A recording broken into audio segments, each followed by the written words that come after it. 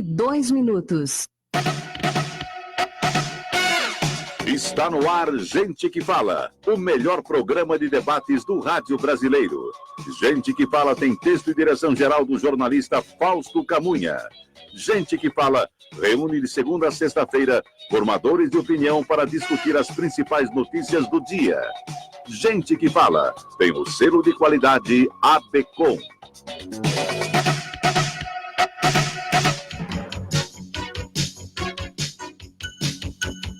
Olá, ouvinte do programa Gente que Fala, 12:03 em São Paulo. Muito boa tarde a todos, sejam bem-vindos. Eu sou Mauro Frismo, nós estamos no ar na Rádio Trianon AM 740 de São Paulo e também Rádio Universal AM 810 de Santos. Você nos assiste pelas redes sociais, no Instagram, @programa Gente que Fala e no facebook.com/programa Gente que Fala. Curta as nossas páginas, acesse o nosso blog, é o gentequefala.com.br. Queremos a sua participação hoje, fazendo perguntas aos nossos convidados pelos telefones 3289-3580 e 5052-5555. Eu apresento os nossos convidados desta edição do programa Gente que Fala. Aqui à minha esquerda, para você que nos vê pelas redes sociais, a médica oncologista, doutora Milena Mack, da Rede DOR. Seja bem-vinda, doutora Milena. Obrigada. Obrigado pela gentileza da sua presença. Também conosco aqui à minha esquerda, o médico dermatologista, Dr. Enio Ziman. Ele é especialista em alergia e imunopatologia. Seja bem-vindo, Dr. Enio. Boa tarde a todos. Muito obrigado. Agora, aqui à minha direita, a ginecologista, obstetra, mastologista, doutora Fernanda Torres. Seja bem-vinda. Obrigada, é um prazer estar aqui. E também aqui comigo à direita, o médico anestesiologista, Dr. Fábio Zanata, do Hospital Oswaldo Cruz, também da Santa Casa de São Paulo e professor do Evolution Instituto. Dr. Fábio, obrigado pela presença. Obrigado pelo convite, boa tarde. Dr. Zanata, mais conhecido, né? Isso. Anestesiologista e anestesista é a mesma coisa? A terminologia, o pessoal acaba usando no jargão da vida anestesista, mas o correto é anestesiologista, que Sim. É o estudo da dor. Bom, vamos ao nosso primeiro tema de hoje, que é o seguinte: uma pesquisa da Sociedade Americana de Oncologia Clínica considerou a imunoterapia a prática mais promissora do ano no combate ao câncer. Trata-se de um grupo de drogas que, em vez de mirar o câncer, ajuda o nosso sistema imunológico para que os leucócitos ataquem as células cancerígenas. O tratamento é novo para pulmão, melanoma e outros tipos da doença e é usado aliado à quimioterapia ou mesmo isoladamente. Doutora Milena, o que é que tem de novidade nessa questão do tratamento do câncer com a imunoterapia?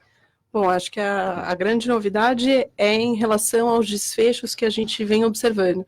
Então, a imunoterapia, ela já é uma prática que é feita na oncologia há muitos anos, né? Então, a gente sabe que parte da defesa do organismo contra agentes externos é o sistema imunológico. E o sistema imunológico, ele deveria atuar contra os tumores.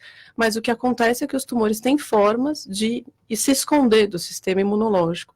Recentemente, né, isso até foi objeto do Prêmio Nobel ano passado, alguns pesquisadores viram que existem algumas moléculas, né, que sinalizam para o sistema imune que você tem o tumor, né? Na verdade, elas se escondem do sistema imune, essas moléculas. E basicamente o que a gente tem hoje, a gente tem algumas medicações que vão lá e elas desligam esse sinal de camuflagem do tumor e permitem que o sistema imunológico vá lá e consiga atacar as células do tumor. E qual que é a vantagem disso, né? Então, quando a gente tem uma doença metastática, em geral a gente acaba dando a quimioterapia, é um tratamento que ele é inespecífico, você vai e mata as células que estão replicando de uma forma genérica, e isso acaba dando efeito colateral, então a pessoa perde cabelo, tem diarreia, e você acaba conseguindo controlar o tumor, mas é por um tempo limitado, a célula acaba tendo uma forma de se crescer novamente. Se você conseguir com que seu sistema imune controle o tumor, a grande vantagem, além de você ter menos efeito colateral, é você conseguir ter um controle duradouro da doença. Então, antes, e essa foi a grande novidade que foi trazida no Congresso, como é um tratamento novo, a gente já usa na prática clínica, mas isso tem poucos anos. E hoje a gente tem visto pacientes com câncer de pulmão metastático, que antes tinham uma expectativa de vida curta, viverem anos. coisa que era impensável 10, 15 anos atrás. Então, a grande novidade é essa, a gente tem conseguido oferecer para esses pacientes um controle duradouro da doença e com uma boa qualidade de vida.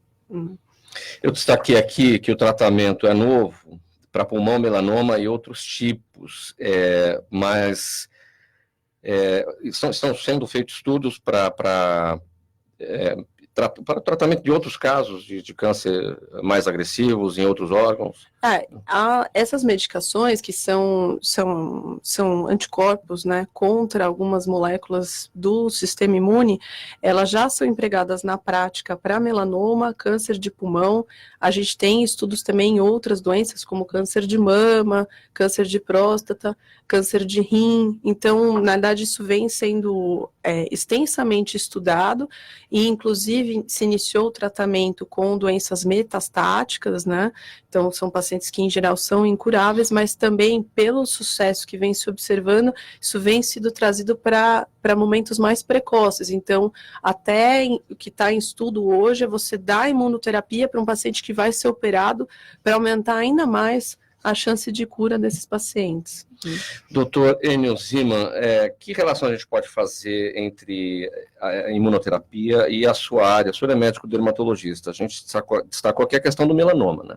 Sim, sem dúvida. O melanoma é uma das indicações. O melanoma, vamos dizer, quando eu comecei a minha vida dermatológica, era um terror, era uma doença, vamos dizer, praticamente incurável. Continua sendo um terror, mas o número de pacientes que obtêm sucesso com esses novos tratamentos aumentou tremendamente e a qualidade de vida, a sobrevida, aumentou bastante. Muitos pacientes vêm vivendo bastante tempo, mesmo que ele não se cure totalmente do melanoma, ele tem tido uma melhora de qualidade de vida, e isso tem melhorado a chance do paciente. E também com essas expectativas do início precoce, melhora muito a probabilidade. Quando a gente tem uma lesão que tem, às vezes, uma lesão de gânglio regional, a indicação é remover a lesão, remover o gânglio, mas encaminhar para um oncologista para ele fazer esse acompanhamento, sim. Doutora Fernanda, a relação entre a imunoterapia e a sua área de atuação, ginecologia, obstetrícia, mastologia? Na mastologia, eu acho que o grande desafio do mastologista é o tratamento dos tumores triplo negativos. Os outros tipos tumorais já têm imunoterapia, eles já têm tratamentos da célula-alvo, e para o triplo negativo a gente perde um pouco a oportunidade de tratamento. E a gente confia muito na imunoterapia como um upgrade no tratamento dos triplo negativos. É isso, a gente se apoia nesse tipo tumoral que não tem tanta terapia-alvo hoje no mercado, que não tem tanta terapia-alvo hoje liberada. Doutor Zanata, a anestesiologia ela fala mais com a área da cirurgia do que com a área clínica, mas em que situação a gente pode encontrar uma relação entre a imunoterapia e a sua área? A gente precisa lembrar o seguinte, a quimioterapia, como a doutora Milena falou, ela ataca sistemicamente o corpo, então não é só a célula tumoral, todas as células do corpo vão ser atacadas. Então as células do pulmão, coração, pâncreas, intestino, todas as possíveis do corpo. E isso leva a uma deterioração, dependendo do tempo e das doses de quimioterapia, muito grande dos sistemas orgânicos do paciente, principalmente cardíaco, intestinal. Isso leva o paciente a ter muito cansaço, fadiga, a parte hematológica, então anemia, leucopenia. Isso precisa ser investigado e acompanhado seriamente, porque é uma das impossibilidades de realizar a cirurgia, né? Pela fraqueza do paciente em ser submetido a uma cirurgia de grande porte para a remoção do tumor. O que é a leucopenia? Leucopenia é a diminuição dos glóbulos brancos, que a gente estava falando da imunoterapia, que a gente utiliza os glóbulos brancos para atacar as células cancerígenas. O corpo produz essas células para defesa em geral do organismo, então contra vírus, bactérias e outros patógenos, né? Popular e polêmico, o implante de hormônios foi criado há décadas como contraceptivo, mas nos últimos anos ganhou o apelido de chip da beleza.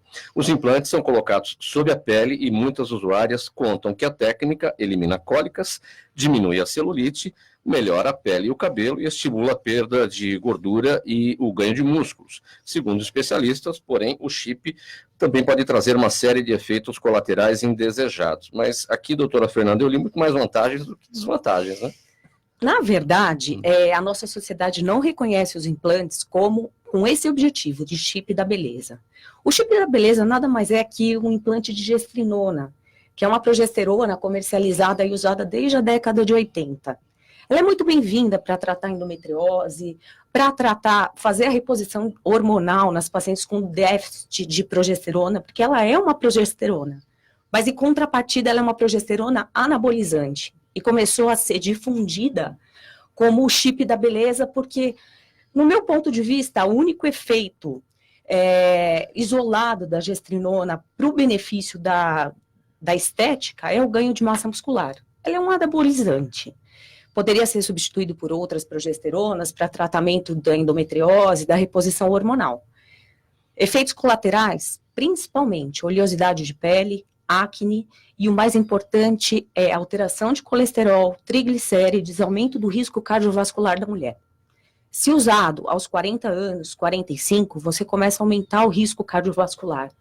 Então, no meu ponto de vista, os riscos superam os benefícios atualmente. Então, como é que se mede? A paciente que vai usar, onde os benefícios serão melhores ou maiores do que os riscos?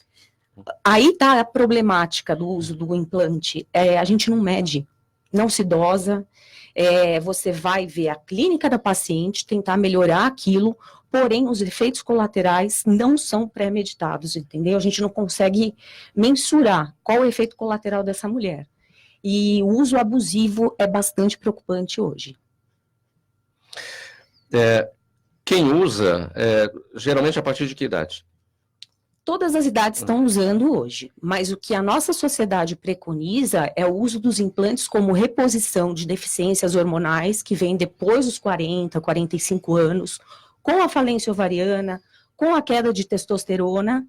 Quer dizer, não deve ser visto como chip da beleza. Não então, deve ser visto. A gente como... tem que desmistificar isso, exatamente. Deve ser visto como um instrumento para reposição hormonal, necessariamente na fase da menopausa também? Uma das formas de reposição hormonal, quando há carência hormonal, ou na menopausa, ou por falência ovariana, ou por alguma necessidade daquela mulher.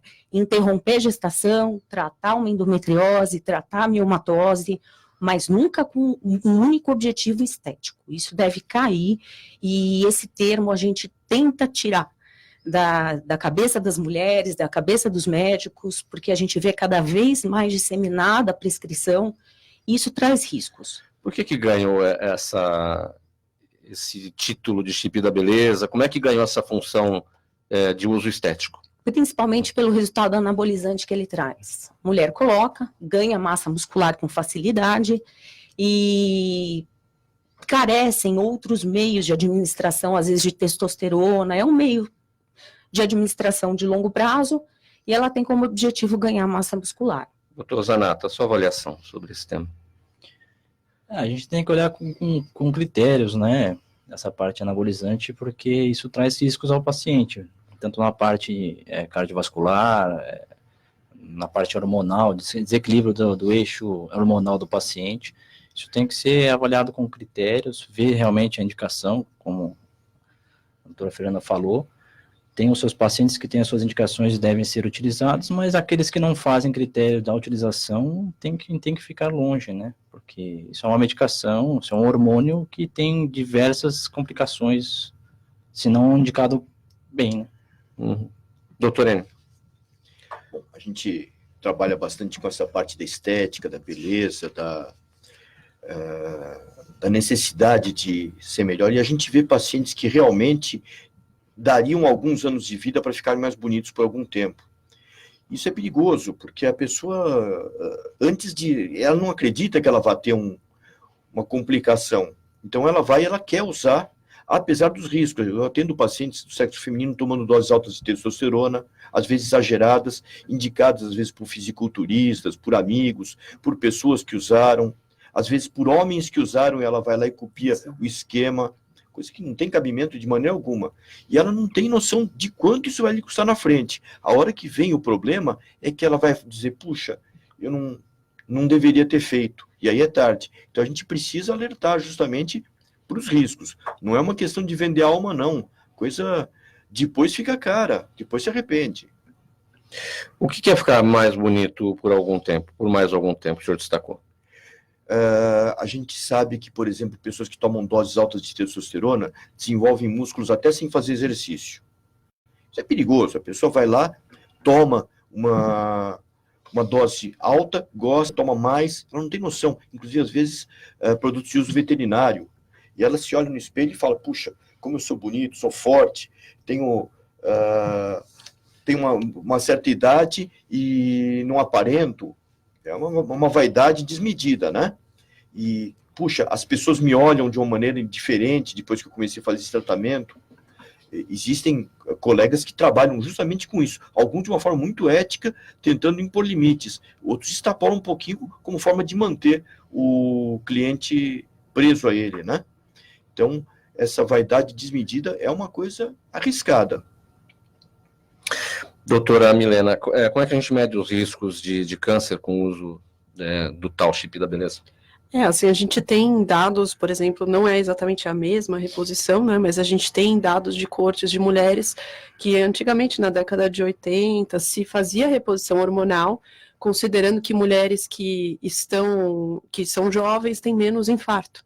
Então, a mulher não está mais menstruando, vamos repor hormônio para evitar que ela tenha infarto, derrame. E inicialmente se viu que isso poderia ser um benefício. O que se viu com um tempo mais longo de segmento, e isso não é um efeito imediato da reposição hormonal, é que essas mulheres têm uma chance muito aumentada de desenvolver câncer, principalmente câncer de mama.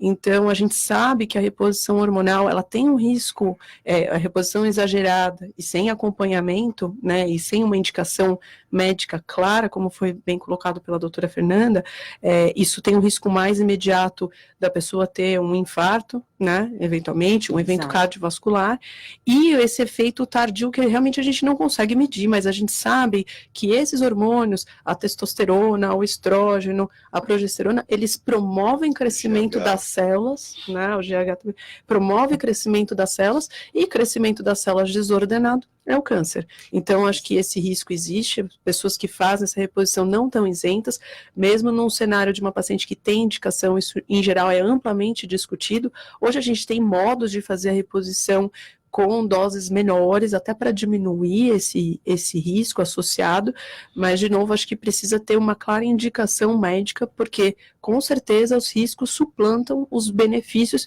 que são realmente transitórios, né, não vão ser duradouros, né? Assim, a gente tem que lembrar que o implante não é tão facilmente retirado. A gente tem os implantes absorvíveis e não absorvíveis. A partir do momento que eu introduzir implante na dose que a paciente quer, na dose que ela objetiva de massa muscular, eu não consigo reverter tão cedo esses efeitos. E existem efeitos irreversíveis que, por exemplo, é o engrossamento da voz, a alteração de timbre de voz na mulher é irreversível, e aumento de clítoris. A gente vê um aumento de clítoris, algumas pacientes desenvolvem um falo na região do clítoris, isso é cirúrgico, isso traz fibrose, isso traz uma sequela ginecológica e sexual nessa mulher, se quiser reverter esse efeito. Doutora Fernanda, isso não tem, esse implante não tem nada a ver com o DIU, não, né? Não tem nada a ver com o DIU, não. Porque aqui ele foi criado como contraceptivo. Existe o DIU hormonal. E é a função do DIU, né? Exato. O DIU é reconhecido como um mecanismo contraceptivo com ação local uterina, onde a gente quer o efeito definitivo. Existe um implante contraceptivo de etonogestrel, que é uma progesterona. Esse é reconhecido pela Sociedade Brasileira como contraceptivo. A gente tem pelo FDA a dose certa de inserção. O FDA não reconhece nenhum protocolo de doses nesse chip da beleza. Cada um coloca o que quer, o que topa colocar devido ao objetivo da paciente, e ele não é contraceptivo. E por que não sai de circulação isso? Porque tem os benefícios associados nas pacientes com carência hormonal, nas pacientes que objetivam tratamento de endometriose. A gestrinona está presente desde a década de 80. A gente não deve usar para fins estéticos, para fins contraceptivos, porque a partir do momento que eu desejo uma contracepção, eu preciso de uma dose cavalar de gestrinona. Eu tenho outros implantes para isso. É que a gente começou a usar muito errado, de forma Agora muito mudar essa cultura é difícil. Exatamente. O professor Fábio Zanata reuniu as principais dúvidas dos médicos para não tremerem na base no momento da parte prática e criou uma série de gravações que serão disponibilizadas online no curso EAD, Ensino à Distância, do Evolution Instituto. Batizado de Descomplicando a Medicina, o curso aborda assuntos específicos, como as principais dúvidas sobre a intubação de pacientes e sobre fármacos e sedação, entre outros temas. Tem muita gente tremendo na base, doutor Zanata? Eu consigo ter a oportunidade de ajudar no desenvolvimento educacional dos residentes da Santa Casa de São Paulo, e a gente vê outros também estudantes nas faculdades tendo muito contato com bonecos eletrônicos, e o boneco não tem a mesma credibilidade e o risco que um paciente vai proporcionar para você no ato médico. E a gente consegue observar que nas práticas emergenciais, principalmente, os estudantes de medicina vêm sofrendo um pouco de dificuldade para tomar decisão, olhar diretamente o problema do paciente, resolver de uma maneira clara e objetiva. E aí surgiu a oportunidade de a gente direcionar esse assunto para os estudantes, fazendo com que temas rotineiros na prática de emergência e cirúrgico, como sutura, intubação, sejam esclarecidos de uma maneira objetiva, rápida, num curso de educação à distância que a gente está elaborando no nosso site, para ensinar o estudante a ter mais autoconfiança e minimizar as complicações que ele possa ter nesses atos. Sempre foi assim, ou é a nova geração de estudantes de medicina que vem tremendo na base? A medicina tem uma evolução muito grande, né, muito rápida, e nas últimas décadas a gente observou que a tecnologia vem auxiliando muito, tanto no desenvolvimento de técnicas e na ajuda de medicamentos, a parte de TI dos hospitais. Então isso vem favorecendo por um lado, mas por outro vem distanciando os estudantes de medicina do principal foco, que é a doença do paciente. Então o contato médico-paciente, a história que é clínica, saber ouvir, tirar as informações do paciente, isso vem ficando um pouco em segundo plano, porque os estudantes querem sempre, através de tecnologia, aparelhos, exames, laboratório, exames de imagem, tirar as informações que eles deveriam estar em contato com o paciente, né?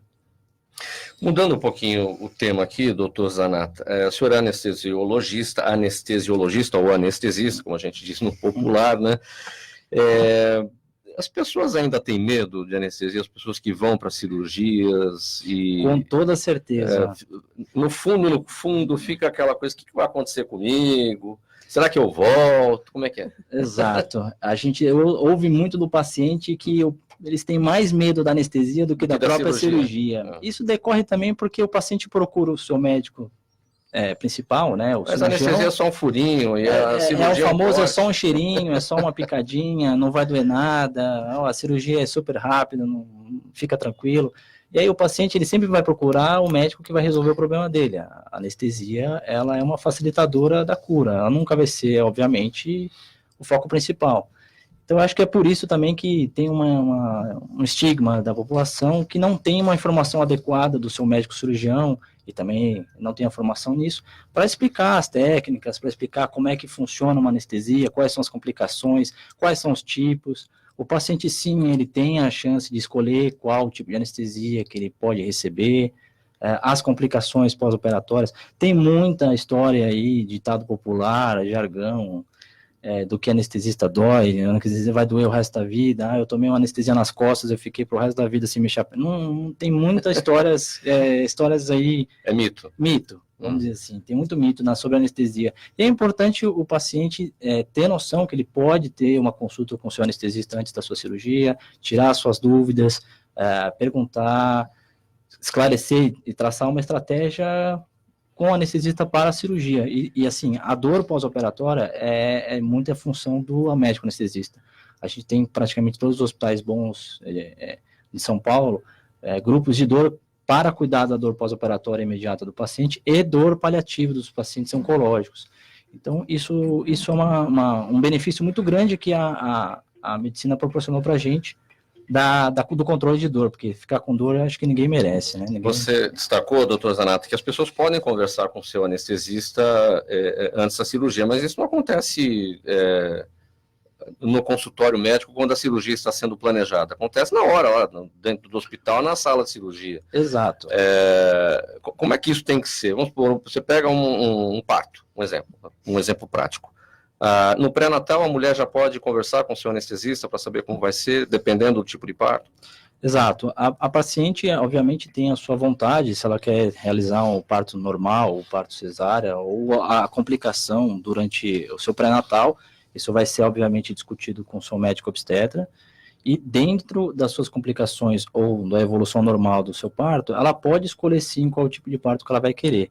Dessas opções que ela vai tirar, ela pode ser esclarecidas qual tipo de anestesia ela pode receber. Então, a gente tem anestesia raquidiana, a gente tem anestesia epidural com catéter, que a gente faz primeiramente para analgesia de parto normal. Isso é esclarecido para ela, qual o tempo, como é que ela pode solicitar, os critérios para a gente indicar a anestesia. E isso tudo é orientado para quando chegar a hora do parto, ela saber exatamente o que ela pode requerer, né? O que ela pode sentir. A dor do parto é uma dor de forte intensidade, né? Acho que as mulheres que já tiveram parto sabem, e é uma experiência por um lado agradável de você ter o seu filho na hora, mas a dor é bem desagradável. Então você tendo essas informações prévias, você evita que aí tenha um desfecho desfavorável com relação à dor.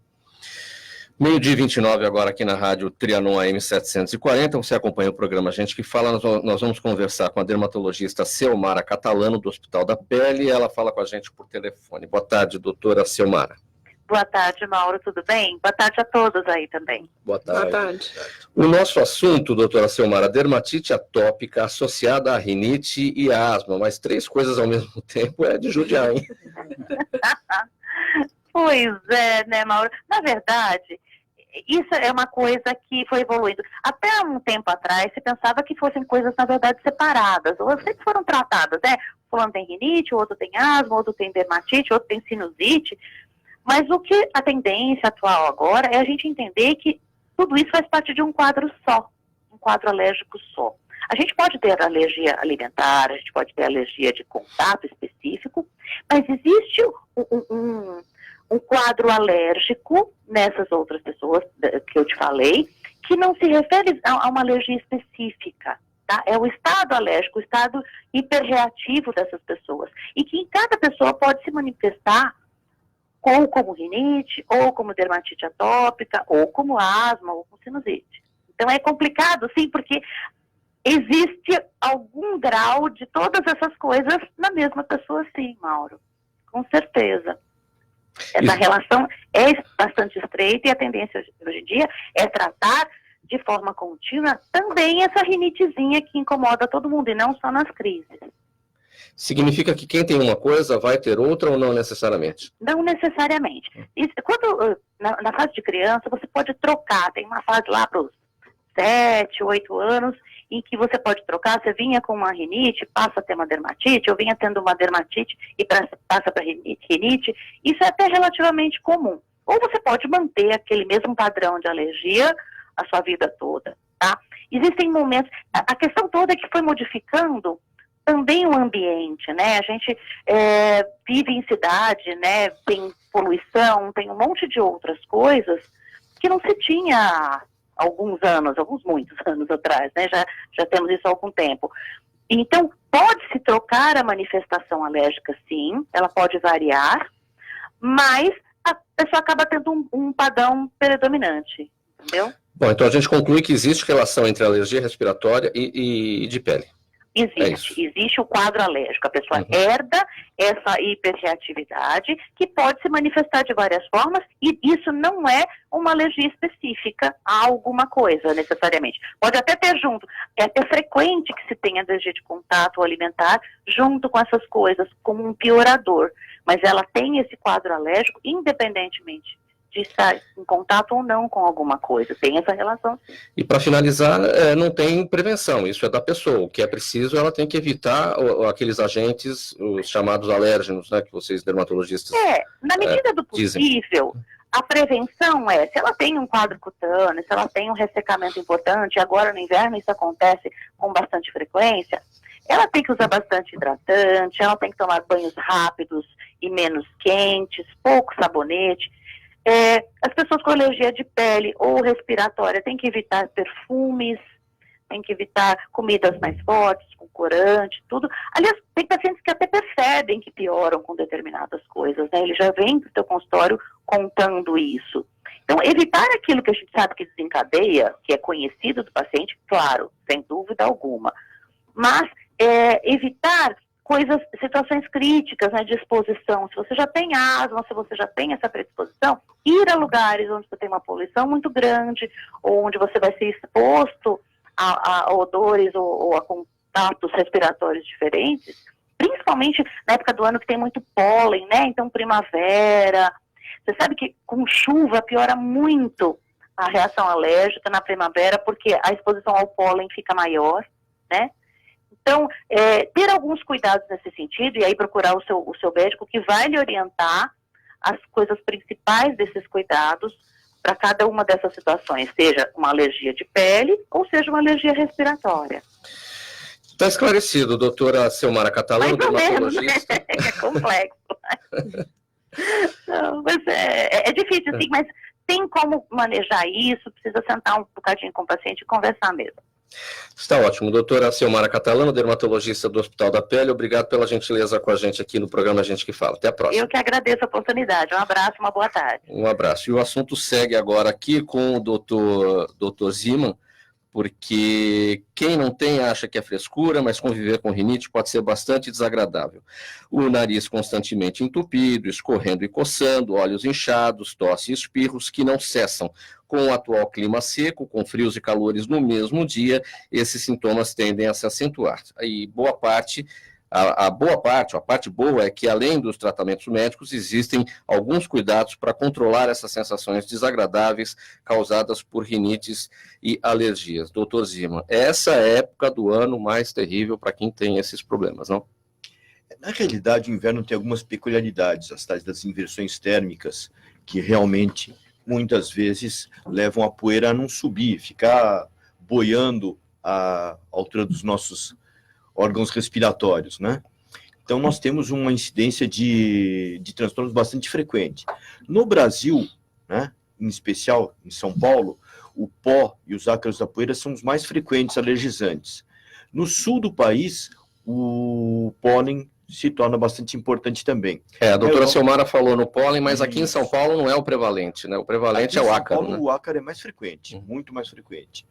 E na Europa, em países do hemisfério norte, os pólens são muito importantes e a gente tem a tal da febre da primavera. A primavera acaba sendo uma outra fase de crise dos portadores de rinite. É quando há a polinização, enfim, os pássaros levam todos esses elementos que são causadores de alergias, né? Perfeito. Usamos até o termo febre da primavera, febre primaveril.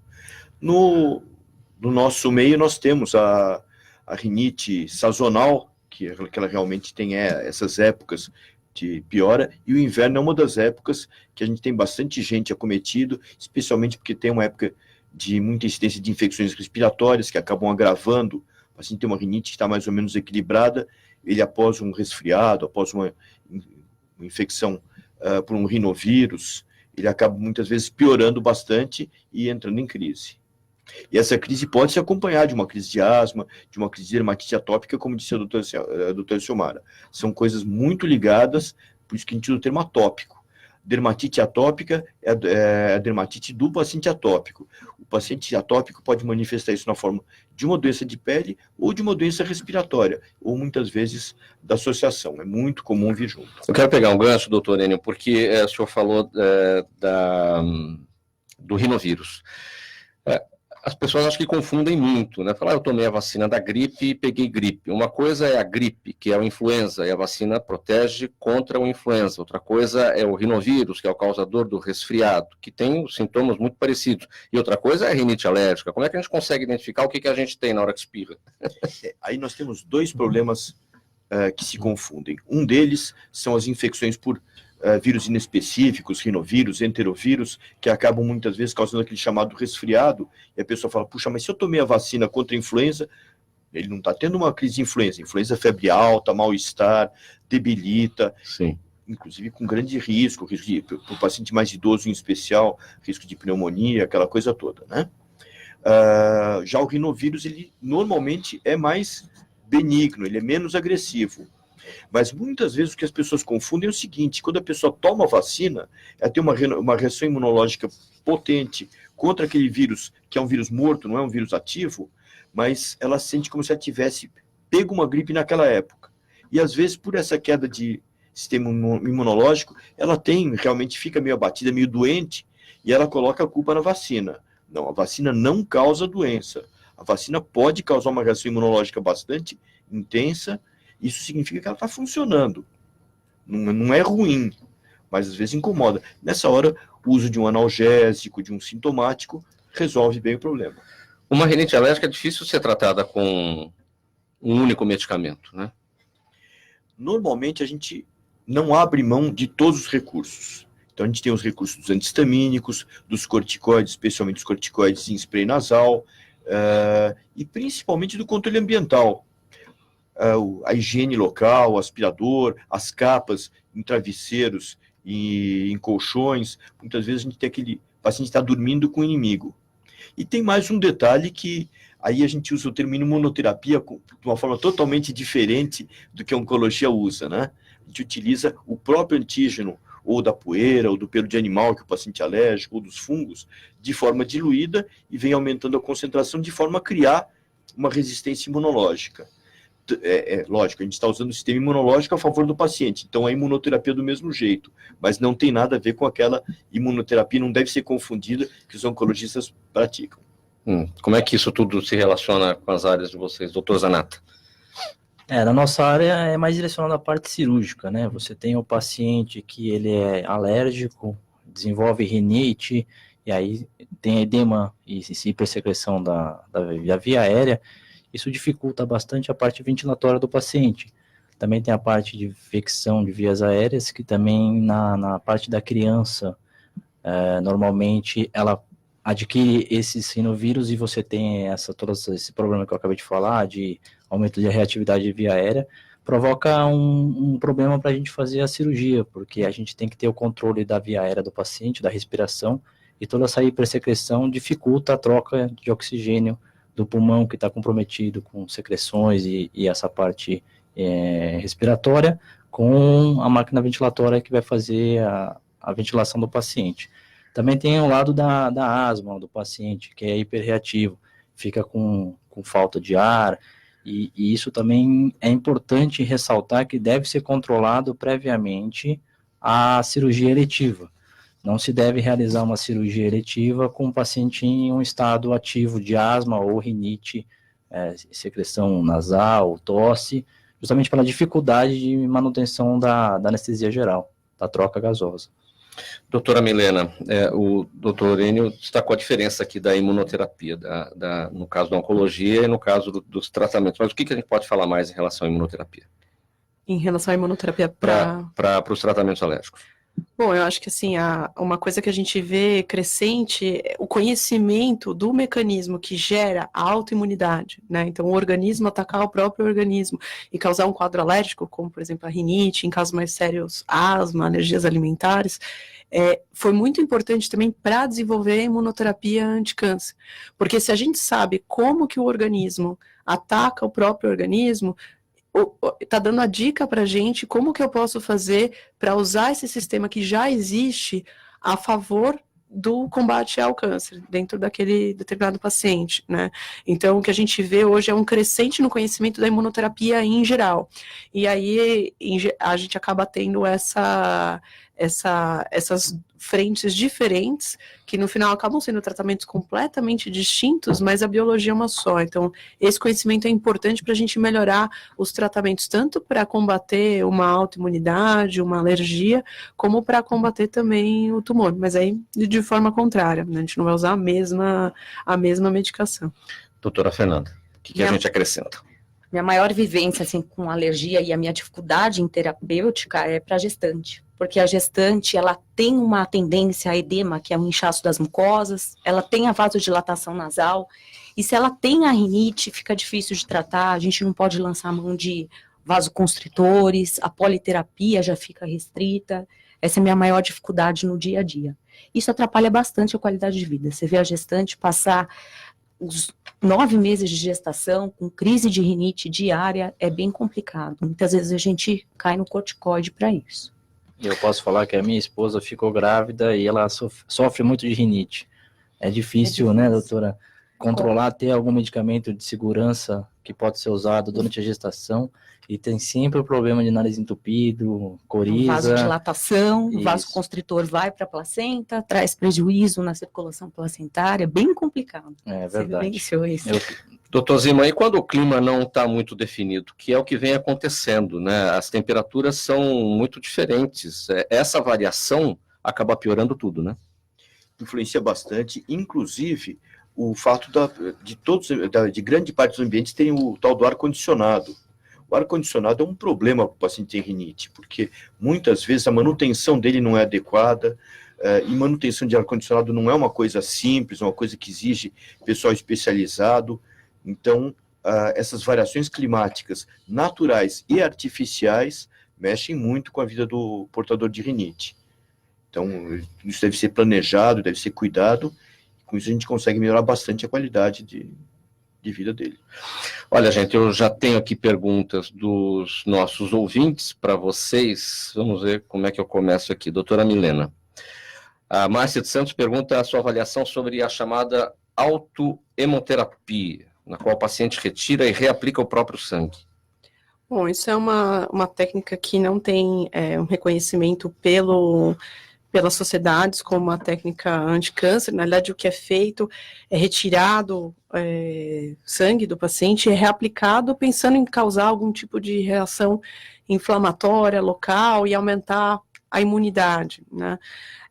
O fato é que, na prática, a gente acaba vendo algumas ocorrências. Se você colocar o sangue que foi retirado, isso pode coagular, causa inflamação inflamatória local, e na realidade a gente não tem nenhum estudo comprovando que isso seja uma maneira adequada de se causar uma reação imune. O que a gente vê muito é que as pessoas ficam muito, uma vez que uma pessoa tem o diagnóstico de câncer, ela vai atrás de todas as informações que ela tem à mão, então pode ser na internet, com conhecidos, de forma de melhorar. Isso é uma preocupação que as pessoas têm, eu quero melhorar a minha imunidade, porque todo mundo, mesmo antes da imunoterapia, já sabe que isso é uma forma de você ter um controle do tumor.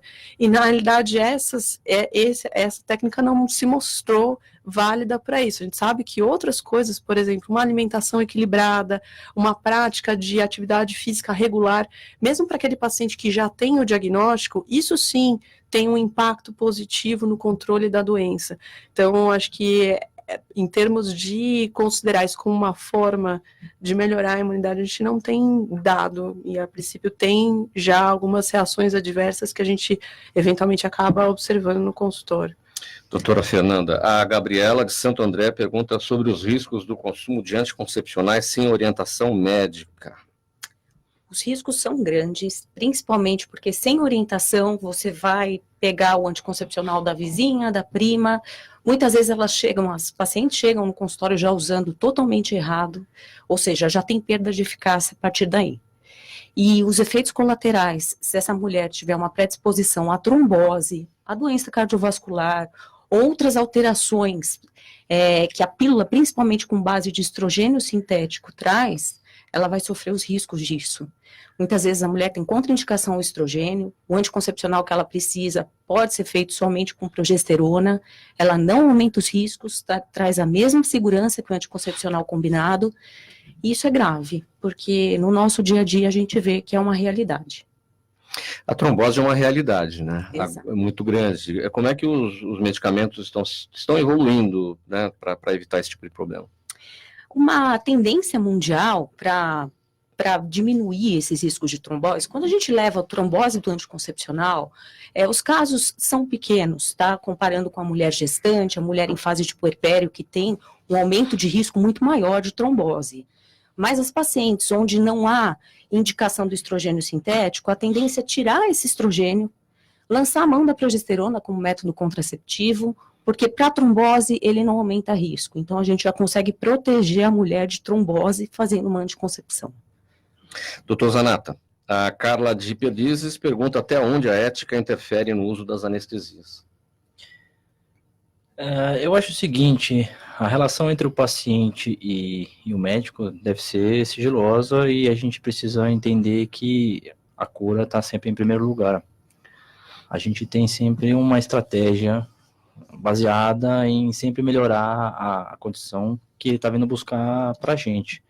E a gente expor todas a gama de opções de tratamento para ele, em conjunto com a nossa avaliação, eu acho que isso daí é muito benéfica, muito bem-vinda, porque ele vai ficar sabendo do que ele vai ser submetido, ele vai ficar sabendo dos benefícios, ele vai poder questionar as complicações que podem vir e fica orientado também que a complicação pode ser grave, pode ser leve e se preparar para isso. Doutor Enio, o Marcos de Pinheiros quer saber o que é o lúpus e como se descobre a doença. Lúpus é uma doença autoimune. É um caso em que o sistema imunológico acaba atingindo o próprio organismo. Por semelhança em antígenos que a pessoa tem contato, por uma certa propensão, ela acaba tendo uma hiperreatividade imunológica, e isso pode levar a lesões das articulações, dos rins, de todo o aparelho circulatório, inclusive lesões neurológicas por causa disso. Então, o lúpus é uma doença de autoimunidade. Como se descobre? Logicamente, fazendo uma consulta médica. O indivíduo procura com os sintomas, procura muitas vezes um clínico, o clínico vai suspeitar, vai pedir exames e eventualmente vai encaminhar a um reumatologista, a um imunologista, alguém mais especialista da área. Quais são os sintomas comuns, mais comuns?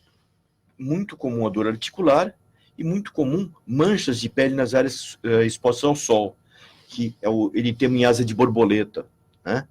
Então a pessoa tem uma reação de fotossensibilidade com uma eczematização dessa região, que é bem característica. A gente olhando, a gente já pensa nisso, o clínico está habilitado a pensar nisso, o clínico, assim como no caso o ginecologista é o clínico da mulher, é frequente o colega não especialista fazer diagnóstico na nossa frente, inclusive, e aí ele eventualmente é encaminhado. Normalmente para o reumatologista, mais do que para o dermatologista. A prevalência é alta no Brasil? Não é rara, não. A incidência é bastante alta, porque é um país que tem muito sol, né? E nós temos uma população muito misturada. A incidência não é uma doença rara, não. E no poder público, como é que está o atendimento para esse tipo de problema?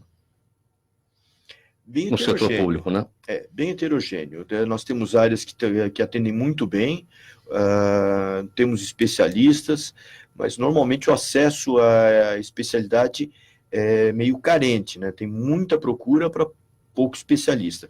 Agora, saindo dos grandes centros, aí cai muito a qualidade, realmente. Doutora Milena, a Marta de Santo Amaro pergunta, a biópsia líquida permite acompanhar a evolução do câncer em tempo real? Então, acho que a primeira pergunta, não sei se todo mundo sabe, o que é a biópsia líquida. Né? Então, o tumor, ele libera o DNA tumoral no sangue periférico, né? E com técnicas mais modernas, a gente consegue fazer uma coleta de sangue e você consegue ver o DNA do tumor. Isso que é chamado de biópsia líquida. Qual que é a aplicabilidade hoje? Então, por exemplo, para câncer de pulmão, que é uma área que eu acabo vendo bastante, os pacientes podem ter uma série de mutações no tumor.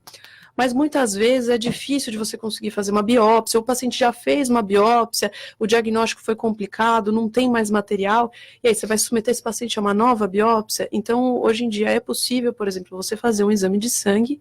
Nesse exame de sangue, você identifica o DNA do tumor e você consegue dizer, por exemplo, se o tumor tem uma determinada mutação, que acontece só no tumor. E por que isso é importante? Porque através desse achado, você pode personalizar o tratamento do paciente. Então, se o paciente tem, por exemplo, tem uma mutação de um gene do EGFR no sangue, você consegue dar uma medicação, que é uma medicação via oral, e que oferece um controle da doença melhor até do que a própria quimioterapia em alguns casos. E atualmente a gente acaba utilizando muito esse teste como diagnóstico, mas existem estudos mostrando que você poderia, por exemplo, acompanhar o nível do DNA circulante tumoral e aí dizer quão eficaz está sendo a sua terapia. Isso é mais objeto de estudo do que propriamente uma realidade hoje, mas os estudos se caminham para isso, para a gente utilizar na prática para monitorizar tratamento no dia a dia. Agora uma pergunta minha, que o mundo inteiro quer saber. Quando o câncer terá cura? O que acho que é importante a gente frisar é que hoje em dia a maior parte dos casos de câncer são curáveis. Então, 60% dos pacientes que são diagnosticados são curados. Acho que tudo depende muito do momento que isso é diagnosticado. Então, se você pega uma paciente com câncer de mama inicial, a chance de cura dessa paciente passa de 90%. Agora, se você pega, por exemplo, um paciente com um câncer de pulmão já avançado, que está espalhado, a chance de cura desse paciente é muito pequena, né? O que a gente vem observando hoje em dia é que a gente consegue fazer diagnósticos mais precoces, então os pacientes são curados, né, desse tumor, e os pacientes que têm doença avançada, a gente tem melhorado a questão do manejo sistêmico. Então, quando você fala cura, né, o que seria cura para o oncologista? 5 anos vivo, sem doença. A gente tem hoje paciente com melanoma, com pulmão, que fez imunoterapia e está vivo 5 anos sem a doença. É que lógico que acho que fica muito complicado da gente falar em uma cura. Provavelmente cada tumor, cada situação vai ter um tratamento específico, e o que a gente vê é que hoje, para várias situações, o câncer tem se tornado uma doença crônica. A gente não vai conseguir eliminar o tratamento de vez, mas a gente permite que essa pessoa tenha uma sobrevida prolongada, fazendo um tratamento que não comprometa muito a qualidade de vida. Doutora Fernanda, a Giovana de Embu das Artes. Em que medida a gestação da mulher diabética pode ser de risco? A partir do momento onde não há controle dessa hiperglicemia da diabetes.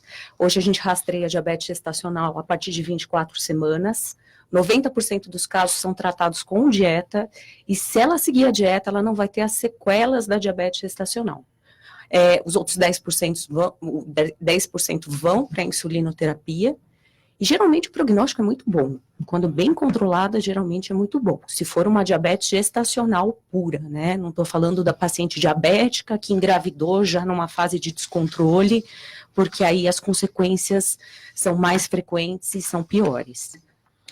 Doutora Fernanda, a sua mensagem final, sua despedida, suas redes sociais. Eu vou falar que hormonioterapia, os implantes é algo moderno, é algo que deve ser usado, a gente tem que melhorar a qualidade de vida da mulher, a gente tem que suplementar as carências hormonais dessa mulher, mas tudo com cautela. Se a gente objetivar um implante hormonal para trazer beleza, para trazer massa muscular, a gente já está partindo do custo ao benefício. Eu acho que a gente tem que ter muita cautela nisso. Minha rede social no Instagram é @doutora Fernanda Torras, e meu consultório é no Campo Belo, tá tudo explicado lá direitinho. Doutor Zanata, sua palavra final, suas redes. Eu gostaria só de frisar que a cirurgia é um conjunto de sucessos, que cada um tem a sua parte, né? Obviamente, todos vão ter a sua responsabilidade, e para um desfecho favorável no final, todos têm que fazer a sua parte. Eu acredito que o paciente, sabendo sobre a anestesia, suas opções, como vai ser o tratamento, a dor pós-operatória, fazendo uma consulta pré-operatória, isso diminui os riscos para ele desenvolver alguma complicação intraoperatória, conforme ele seja um hipertenso, um diabético. Ele vai levar as dúvidas, ele vai levar toda a parte também de jejum, orientação que ele deve receber, A adequação dos medicamentos que ele toma tem que ser ciência do anestesista, porque tem interferência com a anestesia que ele vai receber, tem contraindicação. Então, assim, ele deve ser informado, ele tem que ter um contato com o seu anestesista para fazer o planejamento e programar melhor a sua anestesia para ter o desfecho favorável da cirurgia. Eu tenho um Instagram também que eu faço toda a parte de divulgação e sobre anestesia, é @Dr. Zanata, e também estão todas as explicações lá. Bem objetivamente, doutor Enio, despedida. Realmente, eu gostaria de agradecer a oportunidade, gostaria de salientar que a gente utiliza uma porção de termos técnicos, imunoterapia, isso e aquilo, que talvez não tenha ficado explicado, que isso são os testes alérgicos e as vacinas que o alergista faz normalmente, né, separando realmente o termo imunoterapia do sistema imunológico, parece uma coisa muito abstrata. Está ao alcance de todo mundo esse tratamento. Quem tem rinite pode ser tratado, são tratamentos bastante conhecidos há muitos anos e com bastante eficiência. O meu contato seria dermatoenio.com.br. Doutora Milena? Queria agradecer o convite por estar aqui, eu acho que foi muito proveitosa a conversa, espero que os ouvintes tenham aproveitado também, conhecer um pouco mais sobre o tratamento do câncer, desmistificar um pouco. Eu também estou disponível nas redes sociais, no Instagram, @doutora Milena Mack. Muito obrigado a todos, a doutora Milena Mack, ao doutor Enio Ziman, a doutora Fernanda Torres, Fernanda Torres. Já te chamaram de Torres, com certeza. Não tem como, né? Eu estava me policiando aqui para não acontecer, mas aconteceu. E o doutor, também a presença aqui do doutor Fábio Zanata. Na mesa de som hoje o Cléo Rodrigues, apresentação minha, Mauro Frisman, pauta e redação Pedro Schiavon, diretora de produção Zenilda Salvato, direção geral do jornalista Fausto Camunha, do outro lado do programa Gente que Fala. Você, ouvinte, a razão da nossa presença aqui. Fique agora com o programa Caio Sorriso Show. Tchau e até amanhã.